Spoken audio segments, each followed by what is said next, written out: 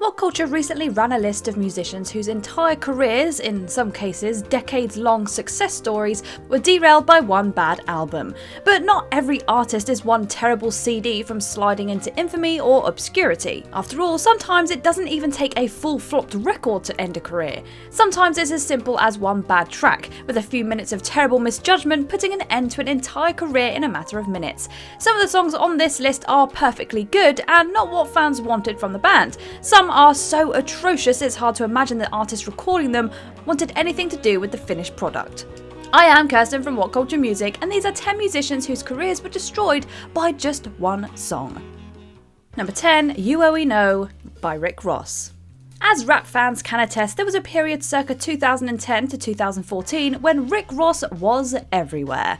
The Maybach music group rapper seemed all but unstoppable, racking up a string of massive hits with his albums Teflon Don and God Forgives, I Don't. Glitzy, over-the-top records, the albums and their many hits saw Ross's larger-than-life persona merge the corny excess of glam rap with the ludicrous braggadocio of gangster rap, reviving both subgenres at once. Then he dropped U.O.E.N.O. A hit in 2013, the song brought together artists across Ross's MMG label to rap about sex, drugs, clubbing, and, in Ross's verse, to make a glaringly tasteless reference to date rape. Whilst Ross later apologised for the reference, slipping Molly into his date's champagne, the damage was done. Clothing label Reebok soon dropped his endorsement, and the rapper never returned to his 2013 heights in the years since. Number 9, Karate Chop by Lil Wayne. At the height of his powers, there were few lines that New Orleans/greatest rapper alive candidate Lil Wayne couldn't get away with. Unfortunately, the height of his powers didn't last forever.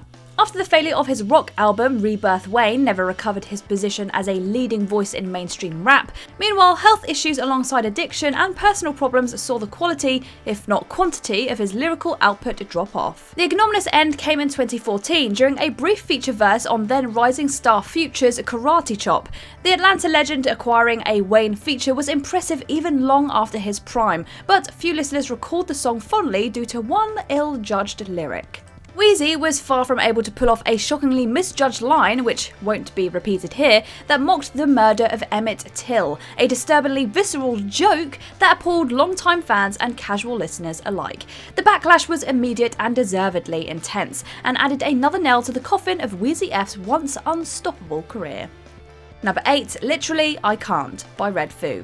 Some party music is a fun, dumb time, and that's all it will ever need to be. And some party music is so intensely annoying, so intentionally depthless and uninvolving that it almost seems like the creators want you to hate it. That's where Miami's sort of EDM, sort of hip-hop party rock creators LMFAO came in. Okay, party rock anthem may be great, but only because it features the dumb fun classic 21 Jump Street. Composed bizarrely of a nephew/uncle duo, this pair won over partygoers and no one else with a string of satirically stupid hits from 2009 and 2012. It's impressive that the pair never attempted to be taken seriously, but their music nonetheless straddled the line between annoyingly catchy and annoying until 2014. Split off from his bandmate, LMFAO party rocker Red Foo lost the crowd with Literally I Can't, an unfunny and terminally uncatchy track from 2014. Widely derided as charmless, sexist, and utterly outdated upon release, the song saw its artist fast-track his way into obscurity as he attempted to defend its cringeworthy humour and embarrassing message. Number 7, White Privilege 2 by MACKLEMORE. The writing was really on the wall for this one the moment that Macklemore beat Kendrick Lamar for Best Hip Hop Album at the Grammys, then proceeded to text him and apologise for the travesty. Beloved by indie hip-hop fans for much of the noughties, Macklemore was a hard-to-categorise rapper best described as the human embodiment of internet culture from 2010 to 2013. The Too Sincere rapper released White Privilege 2 in 2016, and the well-meaning but tragically overlong and cringeworthy track it spelled the end of his brief tenure as a massive mainstream rapper. Needlessly lengthy and overstuffed, the song attempted to be a hard-hitting critique but ended up a limp softball. And the hip-hop community's derisive reaction landed the rapper an impossible-to-shift reputation as a cornball. Number 6, I Want to Break Free by Queen. Okay, let's get one thing clear. Queen's career never really ended. One of the world's best-selling bands and often rightly named one of its greatest, the glam rock icons enjoyed tremendous success in their lifetime and even most posthumous acclaim after the death of their iconic frontman. Although vocal titan / walking embodiment of charisma, Freddie Mercury and his band never entirely lost their careers and remained well loved even after his untimely death, they were dealt a crushing blow by the release of I Want to Break Free.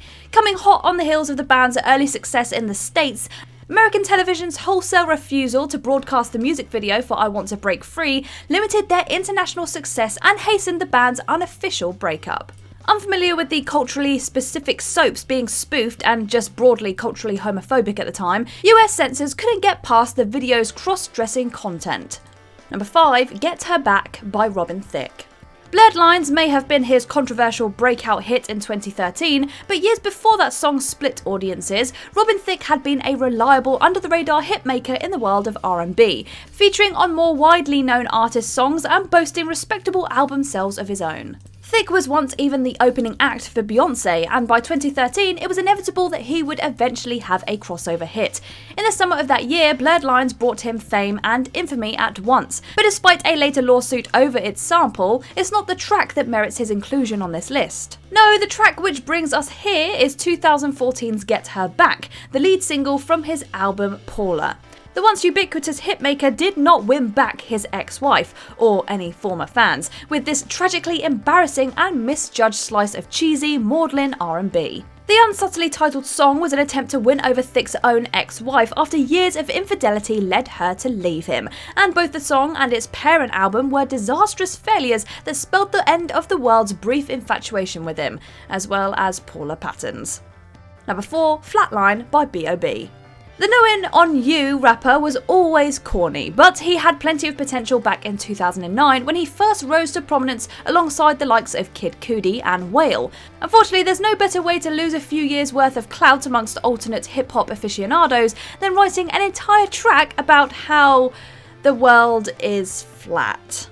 Released in 2016, Flatline was a risible string of conspiracy theories badly disguised as a single, and a career-crushing blow to the rapper's credibility. It's ironic that his biggest hit, the emo-inflected Eminem featuring Smash Airplanes, famously heard him rap, "Somebody take me back to the days before this was a job, before I got paid." Wish granted. Number 3, Rock Me Tonight by Billy Squier. This one is an unusual case, as glam rock icon Billy Squier's song itself was pretty well received by fans and stayed well within the sonic style he was known for. It seems impossible that a flopped music video alone could have ever spelled out the instant overnight end of a superstar artist's career.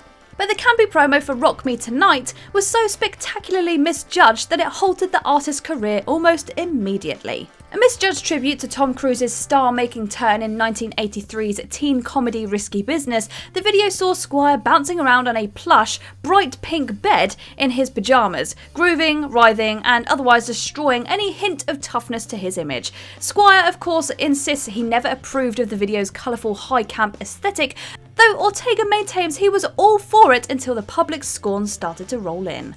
Number 2, National Express by The Divine Comedy.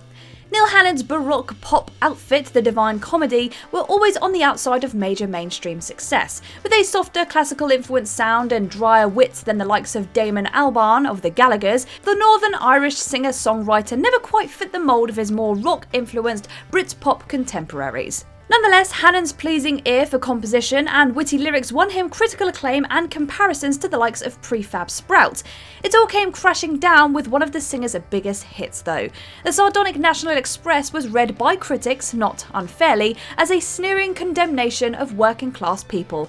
And whilst the aristocratic Hannon argued the lyrics mocked his equally well-to-do brother, the damage was well and truly done, and his outfit never shook the image of posh toff smugly looking down on pop music and the riffraff who listened to it. Number 1, This Is What She's Like by DEXYS Midnight Runners. Come On Eileen was a surprise smash hit for Kevin Rowland's experimental pop/Celtic folk/new wave band, a phenomenally successful anthem which remains a favourite one-hit wonder for many listeners decades later. So which song landed the band on this list? That would be the inventive, enjoyable, not remotely comparable to their earlier hit This Is What She's Like.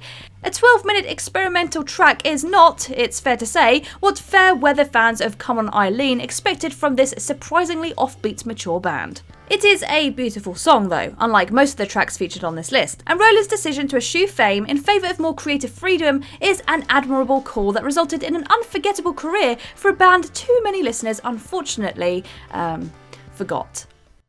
And there you are, the 10 musicians whose careers were destroyed by just one song. If you liked this video, make sure you give it a thumbs up. But for now, I have been Kirsten Ria from WhatCulture, and I'll see you in the next video.